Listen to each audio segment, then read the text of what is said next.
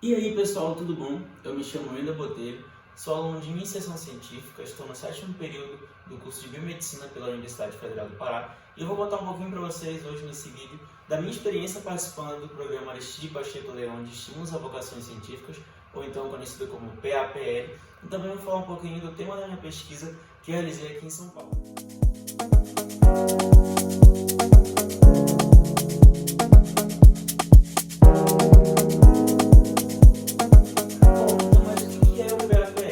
O PAPL nada mais é do que um programa que atualmente ocorre através da parceria da Academia Brasileira de Ciências, a ABC, com a Fundação de Amparo à Pesquisa do Estado de São Paulo, a FAPESP, que busca tentar dar levar oportunidades aos universitários que estão engajados na atividade científica para poderem realizar estágios de curta duração, 35 a 50 dias, em instituições de pesquisa, laboratórios, de professores que são membros da Academia Brasileira de Ciências e estão espalhados no Brasil. Como você pode estar percebendo, isso leva além de uma contribuição pessoal para o estudante, desenvolvendo habilidades científicas, estimulando o interesse científico nos jovens, mas também leva uma contribuição para a ciência nacional, uma valorização da ciência nacional, até porque você proporciona ali a possibilidade de você fazer parcerias, redes de colaborações e pesquisadores no Brasil. Tá, mas e como é que funciona o PAPL? O PAPL, o programa, vai enviar estudantes paulistas aqui do estado de São Paulo para instituições de pesquisa em outros estados do Brasil e estudantes de outros estados do Brasil para instituições de pesquisa aqui no estado de São Paulo. O programa ele vai fazer isso distribuindo bolsas de incentivo que vai lhe ajudar você na sua hospedagem, na sua alimentação, até mesmo no turismo que você queira fazer aí no estado que talvez você não conheça. Então, eles disponibilizam essa bolsa para ajudar a custear esse período que você vai ficar nesse estágio. Em 2024 para 2025, no edital que eu participei, o programa distribuiu 60 bolsas para estudantes do estado de São Paulo e 60 bolsas para estudantes de outros estados do Brasil. E lá no edital do programa você acaba encontrando uma lista com todos os orientadores que estão disponíveis e seus respectivos projetos a serem desenvolvidos. Você pode escolher nessa lista qual orientador que você quer passar esse período de estágio, qual o projeto que você quer desenvolver, e lá você pode escolher qual vai ser melhor para a sua carreira científica. E se você achou interessante e quer participar do PAPL, do programa, eu vou deixar na descrição desse vídeo um link do edital desse ano para o ano que vem, que já foi lançado, e lá vai ter todas as informações que você precisa, os pré-requisitos para você participar, e eu lhe convido, lhe incentivo a participar, porque como vocês vão ver nesse vídeo, eu vou dar um relato de como foi importante, o quanto contribuiu para a minha experiência em laboratório e quanto agregou para a minha carreira científica e quanto isso impactou. Então, vou explicar um pouquinho para vocês agora como é que foi passar esse período aqui em São Paulo. Bom, e como eu disse para vocês, eu vim lá do estado do Pará, onde eu fazia e ainda faço, na verdade, a iniciação científica no Laboratório de Genética e Biotecnologia, com a minha orientadora, professora doutora Maria Paula Cruz Schneider, que é minha grande incentivadora da minha carreira científica e foi a minha grande incentivadora também a participar do PAPL. E foi através dela, inclusive, que eu conheci o laboratório que hoje eu estou aqui atualmente em São Paulo, que é coordenado pela professora Helena Nader, que foi uma professora, uma pesquisadora que eu tive a honra de conhecer pessoalmente. E eu escolhi vir justamente aqui no laboratório da professora Helena, porque é uma pessoa, uma pesquisadora que tem muito renome, que já é muito conhecida na comunidade científica, então eu não tive muitas dúvidas na hora de escolher. Tá, mas e quem é a doutora Helena? A doutora Helena, ela é atualmente a presidente da Academia Brasileira de Ciências, ela é professora titular da Unifesp, já recebeu diversos cargos administrativos de grande importância para a nossa ciência e também já recebeu diversas honrarias justamente devido à sua dedicação à ciência. Suas pesquisas abrangem a glicoquímica, a glicobiologia, com ênfase na estrutura e função biológica dos proteoglicanos e glicosaminos glicanos, mais conhecidos como os GAGs. E foi justamente na área da glicobiologia que eu vim participar de um projeto de pesquisa aqui em São Paulo e vou explicar basicamente qual foi o nosso grande objetivo nesse projeto. A gente quis avaliar como é que as cargas em heparinas quimicamente modificadas poderiam influenciar na endocitose de nanopartículas em células endoteliais.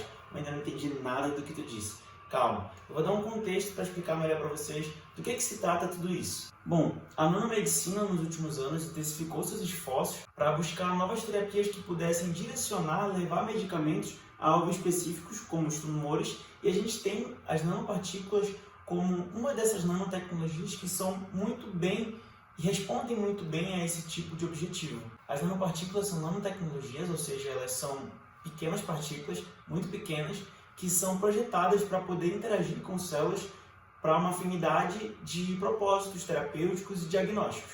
E isso vai depender muito da composição, do tamanho dessa nanopartícula, que pode variar de 1 a 100 nanômetros, o formato, o revestimento, a carga de superfície dessa nanopartícula. Enfim, são várias características que podem influenciar na finalidade da qual essa nanopartícula foi projetada. E como eu disse, a grande maioria das nanopartículas elas foram desenvolvidas para conseguir carregar medicamentos a alvos específicos. E a gente já sabe que nanopartículas revestidas por albumina, que é uma proteína, elas se destacam nesse contexto porque elas são muito versáteis e possuem uma boa biocompatibilidade. Elas conseguem apresentar características não imunogênicas, ou seja, o seu corpo não vai lutar contra elas, digamos assim, e elas também não apresentam características tóxicas. Então, a albumina dá essa característica mais biocompatível à nanopartícula. Além disso, elas apresentam uma fácil conjugação na superfície celular, ou seja, facilita o seu carregamento de fármaco, digamos assim, até aquela célula, além de se conseguir carregar diversos tipos de fármacos.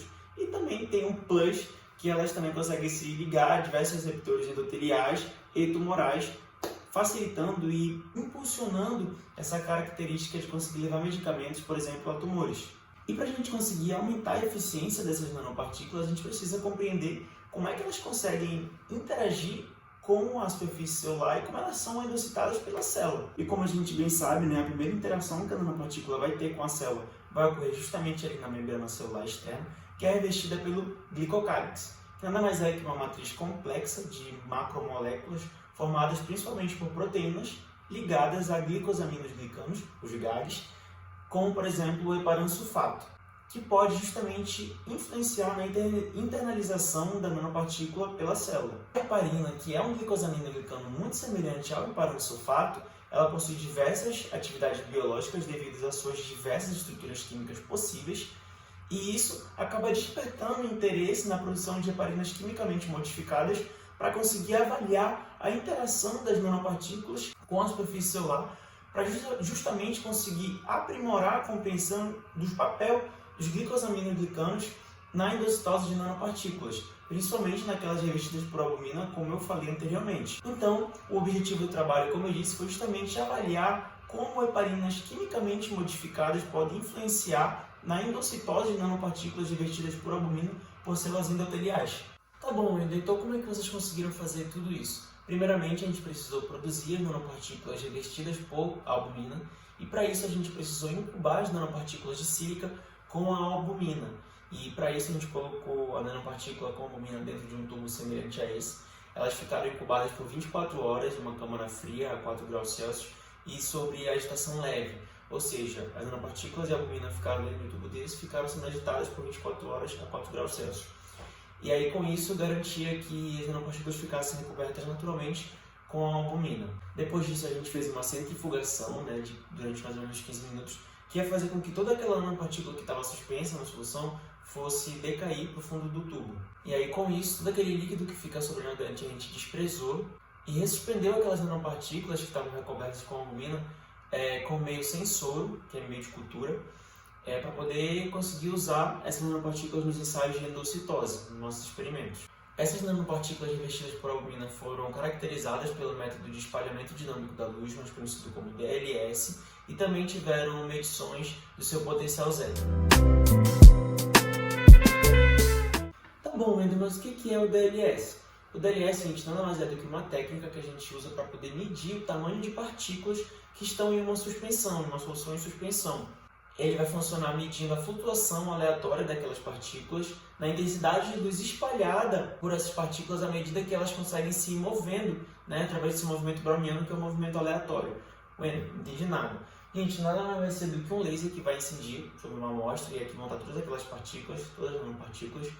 E aí, quando ele incide nessas nanopartículas, essas nanopartículas vão espalhar aquele laser, aquela luz daquele laser. Então, através do movimento daquelas partículas em suspensão e daquela dispersão de luz causada, a gente consegue inferir um tamanho para aquelas partículas. Então, a gente diz nesse caso que as partículas grandes vão gerar um ruído menor e as partículas pequenas vão gerar um ruído maior. Isso tudo por causa da sua velocidade de flutuação. Você consegue entender que quando uma partícula ela é maior, ela não consegue flutuar tanto porque ela é grande e as partículas menores conseguem se agitar mais? Então é isso que vai caracterizar o ruído e nos ajuda também a medir, a inferir o tamanho dessa partícula.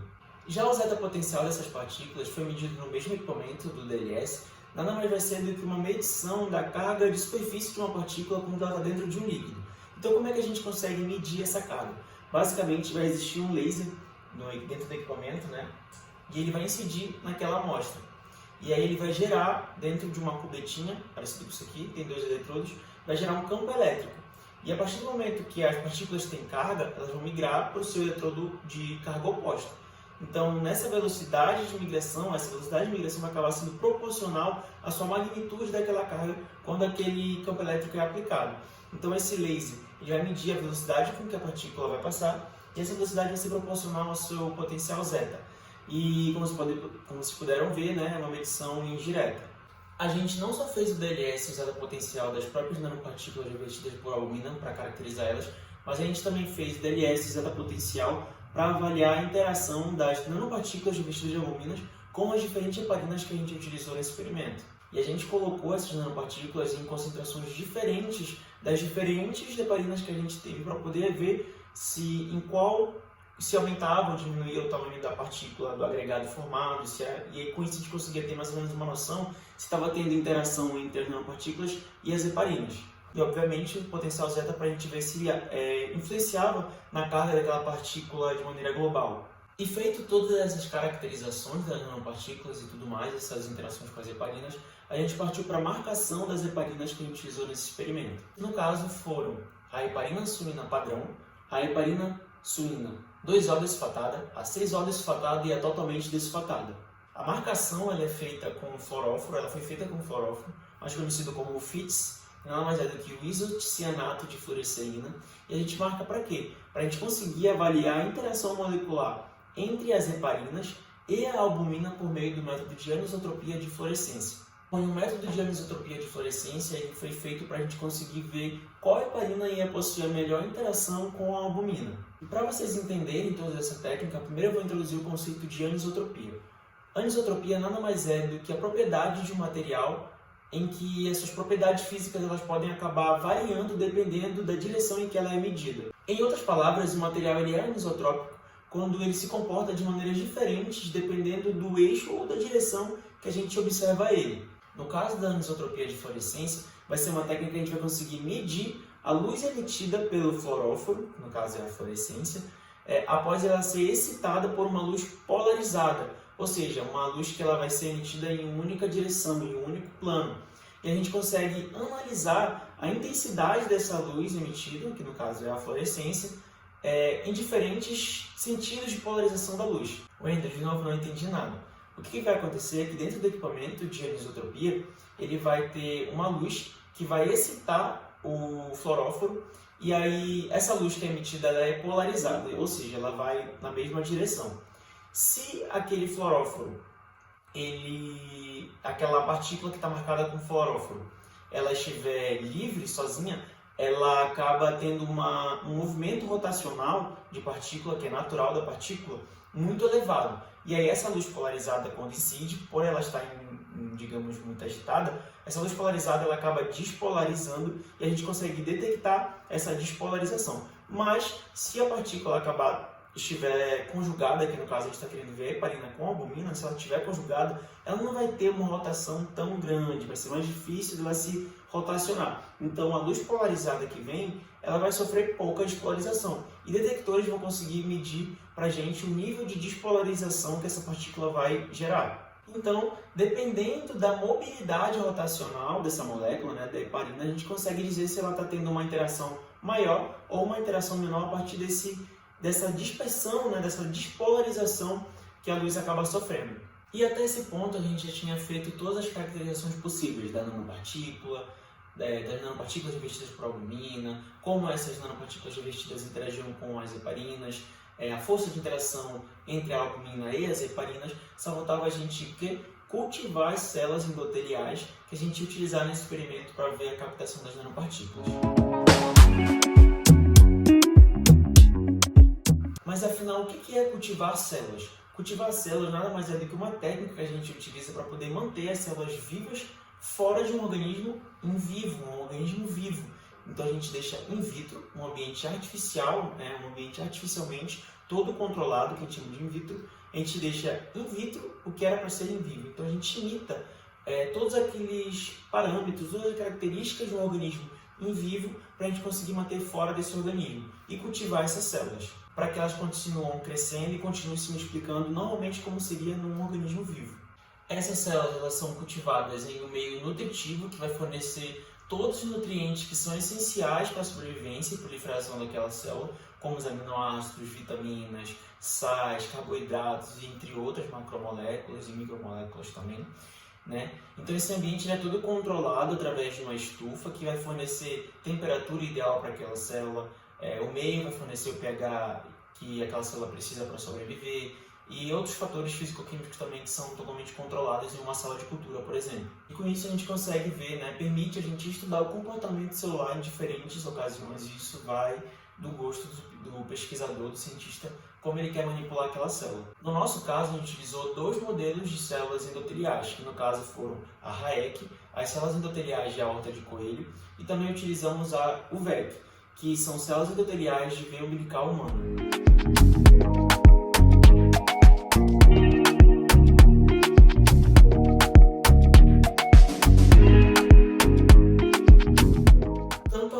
Quanto ao VEC, elas foram semeadas em placas de 24 poços, que são essas plaquinhas aqui. Dentro desses pocinhos a gente coloca as células e elas crescem aqui dentro da estufa. E depois elas foram incubadas com diferentes concentrações de heparina, que no caso foram 10 micromolar, 25 micromolar, 50 e 100 micromolar, para a gente conseguir ver se há uma variação, se há uma crescente da endocitose enquanto a concentração de heparina aumenta ou diminui, enfim, nesse sentido. E depois que a gente colocou as heparinas nas células, a gente colocou as nanopartículas. E a gente deixou por 2 horas na estufa, que é o tempo ali que a gente conseguia ver se havia ou não endocitose, variava nas diferentes concentrações de heparina. E depois dessa incubação na estufa, a gente lavou as células e retirou elas lá do fundo da placa e levamos elas para o citômetro.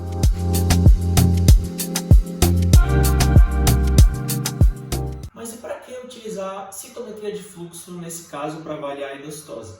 Bom, a citometria de fluxo, primeiramente, ela é uma técnica que vai permitir analisar várias características de uma célula ou partículas em suspensão no meio líquido, utilizando o sistema de fluxo contínuo. Passa por microcanais aquele líquido e existe um laser que vai incidir sobre a célula e a gente consegue avaliar várias características dessa célula. Então essas células que estão ali em dispersão naquele líquido, em solução, elas são colocadas num fluxo laminar e um feixe de laser vai incidir em cada uma daquelas células que vai passando, o que vai causar uma dispersão na luz desse laser e a emissão de uma fluorescência, e existem vários detectores que a gente consegue ver as características internas daquela célula, como é que ela está sofrendo a dispersão de luz. Então todos esses detectores vão medir a intensidade de luz que é dispersa, e a gente consegue fornecer esses dados, esses detectores fornecem os dados sobre a característica daquela célula e são processados no computador e geram gráficos de citometria. E no nosso caso, o citômetro justamente vai emitir esse laser que vai incidir naquela célula e vai mostrar pra gente se aquela nanopartícula está dentro daquela célula ou se não teve a endocitose daquela nanopartícula naquela célula. E quanto aos resultados dessa pesquisa, eles ainda estão sendo processados, sendo analisados, para que eles possam ser publicados em um artigo científico que vai ser publicado pelo grupo aqui do laboratório. Então, eu não vou estar conseguindo compartilhar com vocês os principais resultados, mas a gente já teve alguns bem sugestivos, até porque eu só passei aqui 45 dias, o que para o desenvolvimento de um projeto de pesquisa é muito pouco, mas foi um período no qual eu pude aprender muitas técnicas novas, princípios, eu conheci uma área nova de pesquisa e foi muito proveitoso, muito enriquecedor estar aqui. Como vocês puderam ver, conheci novas técnicas como DLS, como anisotropia, enfim, foram várias outras técnicas que eu pude compartilhar aqui com vocês e inclusive foi a primeira vez que eu tive contato com a maioria dessas técnicas. Eu pude praticar elas, colocar em prática aqui na rotina do laboratório.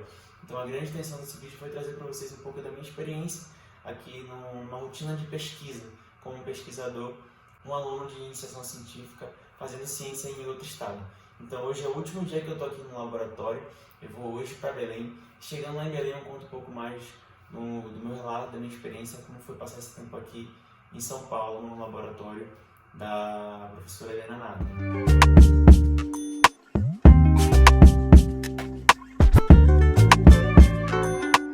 Já cheguei aqui em Belém, já estou aqui no laboratório que eu faço iniciação científica, na EG Biotech, na UFPA. E como vocês puderam ver, eu fiz muita coisa em São Paulo, aprendi novas técnicas, novos princípios, novas metodologias, e, enfim, trabalhei com a biologia molecular de maneira imersiva nesses 45 dias e também pude trabalhar, obviamente, numa área que eu ainda não tinha trabalhado, que no caso foi a glicobiologia. E isso tudo agrega muito para a minha jornada acadêmica, para o desenvolvimento da minha carreira científica, porque isso, de certa forma, com certeza aumenta a minha experiência ali na prática, da experiência com a pesquisa. Então o PAPL ele se torna muito especial e muito importante nesse sentido, porque ele te ajuda também a compreender como é que funciona a ciência no nosso Brasil, em outro estado, a qualidade com que ela é produzida e o quanto de ciência a gente produz e pode produzir também. E uma coisa que vai ficar muito marcada na minha experiência lá no laboratório e que o PAPL proporcionou foi que a ciência se faz com tentativa e erro. E não que eu não soubesse disso, mas que viver na prática essas tentativas e erros é totalmente diferente do que só saber. Obviamente, nem tudo na hora ali acaba dando certo, e a ciência se faz assim, viver ciência é isso, você tenta gerar hipóteses e tentar achar melhores caminhos para a gente achar uma solução, mas enfim, deu tudo certo no final, e foi uma experiência muito enriquecedora, uma experiência muito ímpar na minha vida e com certeza vai ficar marcada.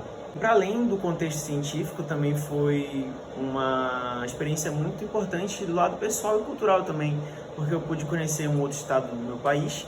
Eu já conheci São Paulo, mas passei por pouco tempo, no período que eu fui só para um congresso lá, então eu passei bem mais tempo agora lá. Conheci São Paulo melhor, conheci um clima totalmente diferente do que é aqui de Belém, que aqui em Belém é bem mais quente, e eu fui para lá, para São Paulo no período de inverno.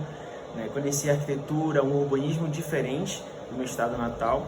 Conheci o Ibirapuera, conheci o bairro da Liberdade, a Avenida Paulista, o Zoológico do Estado de São Paulo, bons restaurantes, andei de metrô, enfim, fora as ruas de São Paulo que a gente acaba ali conhecendo do dia a dia. E não só isso, conheci pessoas com costumes, culturas, linguagem totalmente diferentes das minhas, pesquisadores que são referência no Brasil, eu pude ter contato, foram pessoas incríveis e que me acolheram muito bem e tiveram o cuidado, de me orientar e de me ensinar nesse período que eu fiquei lá. Então eu não podia deixar esse vídeo acabar sem deixar meu agradecimento aqui explícito a todos do Laboratório de Biologia Molecular do Instituto de Farmacologia da Unifesp, que me recebeu com muito carinho e que com certeza vai ficar marcado para a minha vida.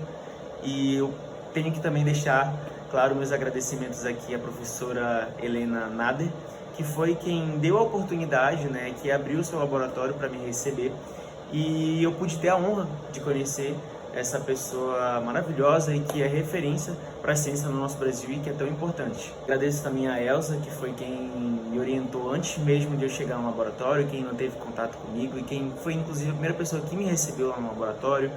Agradeço aos professores Gisele Justo, que foi quem me direcionou mais de perto ali no desenvolvimento dessa pesquisa.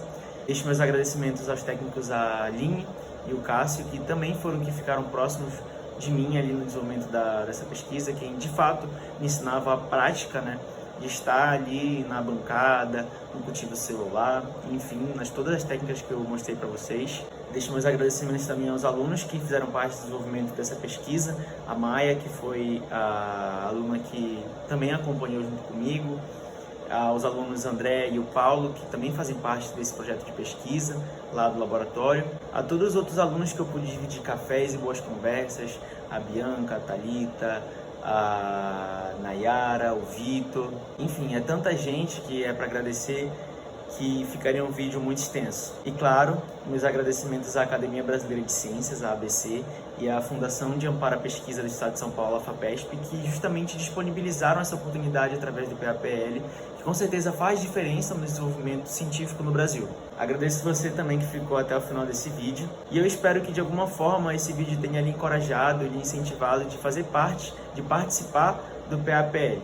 E por fim, valorize as instituições de pesquisa, valorize a ciência brasileira e até logo, pessoal. Abraços!